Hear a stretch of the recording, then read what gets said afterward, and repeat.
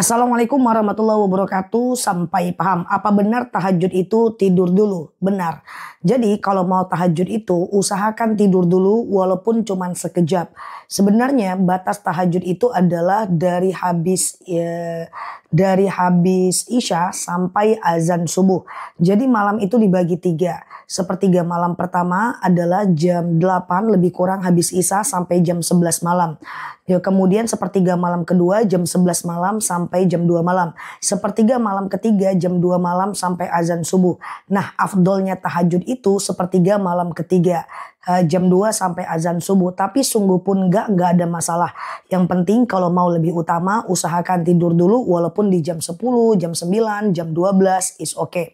Nah, beda dengan witir. Kalau witir itu boleh langsung dikerjakan habis Isya. Ya, witir kemudian mohon maaf, ini no edit ya. Isya, kemudian ba'diyah Isya, kemudian witir, lalu kemudian tengah malam mau tahajud boleh, yang penting jangan witir lagi. Karena witir itu cuma boleh satu kali. Jadi untuk tahajud usahakan tidur dulu ya. Semoga bermanfaat. Nah, oke, di sini like, share video saya ini, follow kanal saya ini, hadir di live ceramah dan tanya jawab bareng aku dan sampai paham. Assalamualaikum warahmatullahi wabarakatuh. Assalamualaikum warahmatullahi wabarakatuh. Sampai paham. Ustazah, kalau witir cuma 1 rakaat boleh nggak? Oke. Witir itu bisa sih 1 rakaat. Nah, niatnya adalah sengaja aku sholat witir 1 rakaat sunnah atasku karena Allah. Ya, lalu berdiri seperti biasa, iftitah, al-fatihah, kemudian ayat pendek. Karena cuma 1 rakaat nih. Ayat pendeknya dianjurkan al-ikhlas, al-falak, an-nas. Ruku, iktidal, sujud, duduk antara 2 sujud, sujud lagi dan tahiyat akhir. Udah segampang itu aja kok. Witir kalau cuma 1 rakaat. Kalau teman-teman pengen ada baiknya sih 3 rakaat lah ya. 3 rakaat bisa dilakukan dan itu baik. Tapi sejatinya 1 rakaat boleh. Jadi habis Isya, ba'diyah Isya, witir, tengah malam mau tahajud silahkan. Tapi jangan witir lagi ya. Cukup 1 rakaat aja. Kalau memang 1 rakaat. Karena witir cuma boleh 1 kali. Batas tahajud dan witir itu adalah azan subuh. Yang penting sebelum azan subuh kita masih bisa lakukan witir 1 rakaat atau 3 rakaat dan tahajud. Semoga bermanfaat ya. Yang oke di sini like, share video saya ini, follow kanal saya ini, hadir di ceramah, live dan tanya jawab bareng aku dan sampai paham. Assalamualaikum warahmatullahi wabarakatuh. Assalamualaikum warahmatullahi wabarakatuh. Sampai paham. Doa diangkat kesedihan dan diberikan solusi dalam kehidupan. Doanya adalah hasbunallah ni'mal wakil, ni'mal maula wa ni'man nasir. Hasbunallah ni'mal wakil, ni'mal maula wa ni'man nasir. Yang lebih kurang artinya adalah cukuplah Allah sebagai pelindung dan cukuplah Allah sebagai penolong kita. Baca aja doa ini dalam situasi sulit maupun tidak, dalam situasi sedih maupun tidak. Kalau bisa dibaca aja setiap habis sholat atau di sujud terakhir ketika mau habis sholat. Doa ini bagus untuk teman-teman yang dalam kondisi terpuruk atau dalam kondisi yang sedih. Pokoknya kalau kita sedih itu langsung aja ucap hasbunallah ni'mal wakil, ni'mal maula wa ni'man nasir. Hasbunallah ni'mal wakil, ni'mal maula wa ni'man nasir.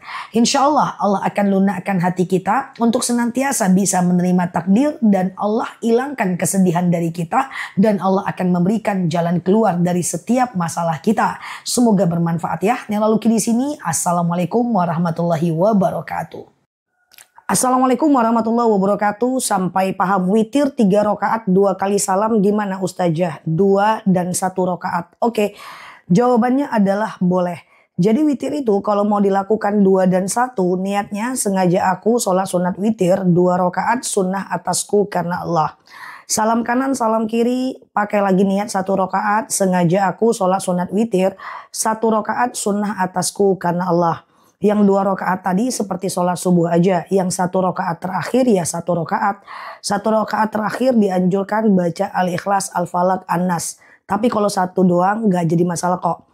Pokoknya lakukan aja mau 3 rakaat 2 kali salam atau mau 3 rakaat 1 kali salam juga boleh. Kalau 3 rakaat 1 kali salam berarti sengaja aku sholat sunat witir 3 rakaat sunnah atasku karena Allah. Rakaat 1 berdiri, rakaat kedua berdiri, rakaat ketiga tahiyat akhir. Jadi kalau witirnya 3 rakaat itu nggak pakai tahiyat awal ya. Jadi hanya tahiyat akhir aja. Tidak sama kayak sholat maghrib dan rakaat 1, 2, dan 3 semuanya baca ayat pendek. Semoga bermanfaat ya yang semangat witirnya. Nela Luki di sini, like, share video saya ini, follow kanal saya ini, dan sampai paham. Assalamualaikum warahmatullahi wabarakatuh. Assalamualaikum warahmatullahi wabarakatuh. Sampai paham. Kalau kita membalas keburukan dengan keburukan, maka kita mendapatkan dosa yang sama. Contoh, kalau ada orang yang menyinggung aku, terus aku singgung balik dia, maka dia berdosa, aku juga berdosa. Itu sebab kata baginda Nabi, jangan membalas keburukan dengan keburukan. Mari kita contoh akhlak daripada baginda Nabi. Ketika beliau dizolimi, beliau tidak langsung marah. Beliau hanya berbaik sangka. Orang itu hanya belum paham. Kalau dia paham tidak boleh menyakiti, mungkin dia tidak akan melakukan. Atau mereka belum kenal dengan kita, makanya mereka menyakiti kita. Ingat, semua orang punya karakter latar belakang yang berbeda. Kadang-kadang omongannya selalu nyakitin, sehingga kita nggak tahan tapi tetap jangan membalas. Lebih baik jangan dekati orang-orang yang selalu menyakiti kita, daripada kita terpancing untuk membalas rasa sakit hati itu. Bahkan dalam kaidah dijelaskan, orang beriman adalah orang yang mampu memaafkan meskipun dia punya kekuatan 1000 kali untuk membalasnya. Bukan karena kita paling baik, tapi karena kita punya pengendalian diri yang jauh lebih kuat, karena kita punya ilmunya. So, jadilah elegan, jadilah lebih baik. Bahwa orang yang baik adalah dia tidak pernah menghiraukan apapun yang menyakiti hatinya. Kalaupun dia hiraukan, dia tidak membalas dengan keburukan. Andai pun dia mau balas, dia harus tahu kapan saat dia harus diam, kapan saat harus dia memberi efek jera, dan kapan dia harus tegas jika kezoliman itu berefek pada dirinya. Tidak semua hal harus kita balas. Ada masalah yang cukup dengan didiamkan, ada masalah yang cukup dengan diberikan efek jera.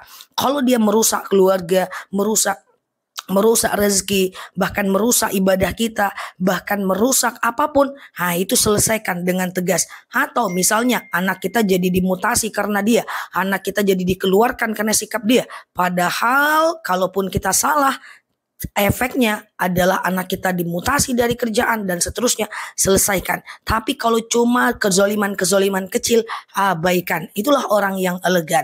Dia menyibukkan diri kepada tanggung jawabnya, tidak menghabiskan energi untuk membalasnya. Semoga bermanfaat. Nah, Luki di sini, like, share video saya ini, follow kanal saya ini, hadir di live ceramah dan tanya jawab bareng aku, dan semoga betah belajar di akun ini.